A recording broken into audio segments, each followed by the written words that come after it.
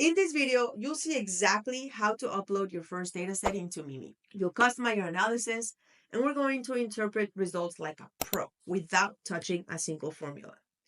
Okay, so let's get your first dataset into MeMeY and run an analysis. But let's take a little tour.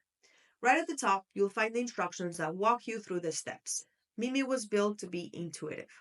So we have our instructions up at the top. Select the CSV file that you want to analyze using the file button on the right. Then click Analyze. And yes, it works with Excel too. So CSV or Excel. Now you'll also notice this setting for alpha. That's your confidence threshold. The stricter it is, the more rigorous your results will be. We're able to set our alpha. We can do that at any time that we want. And just a quick refresher, 0.05 would mean the results with 95% confidence are reported as significant. So if it was at 0.1, it would mean a 90%. Now we'll go with 0.1 for now. It helps us avoid missing interesting patterns. And we're going to put it at something a little higher than industry standard, but still reasonable. And don't worry if you enter something extreme. If you put something super crazy, it will tell you that it's not a number or it's out of bounds or something like that. All right, let's upload our first data set. We're setting the classic iris flower data set, okay? It's a very common data set, very famous when it comes to statistical analysis.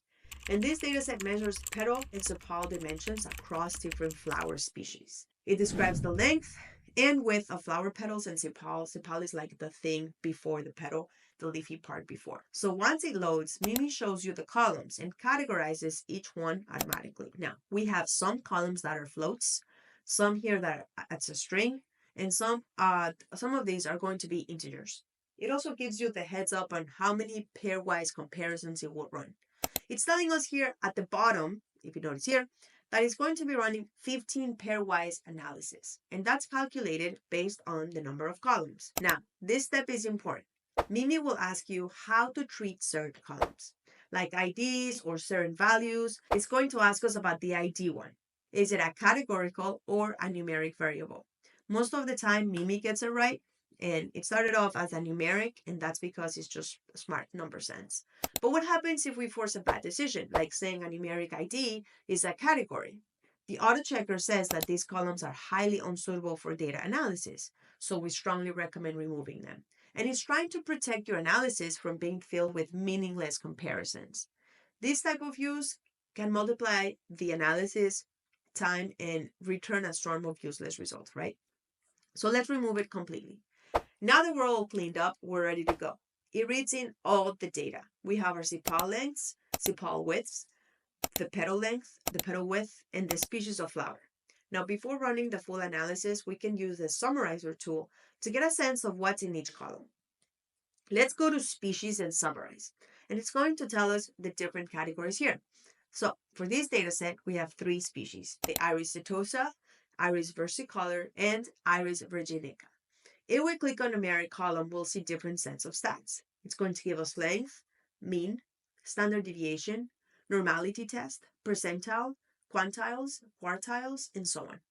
All right, let's run a full analysis. So here it's complicated, the full analysis, and it's giving us all of the different results and all the different statistically significant results that we could get with this data set within our alpha.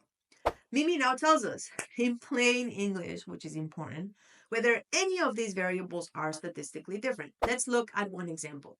Sepal length versus sepal width. We have our alpha at 0.1, 90% confidence. And we see that both the mean and the standard deviation are very different between these two variables here.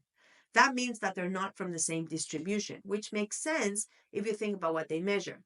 This is telling us that the likelihood of being similar is very, very small. That's telling us that it is significant. Now, if you want the breakdown, MeMeY gives it to you. The mean, what are we testing? The similar values on average, the p-value, the likelihood of being similar.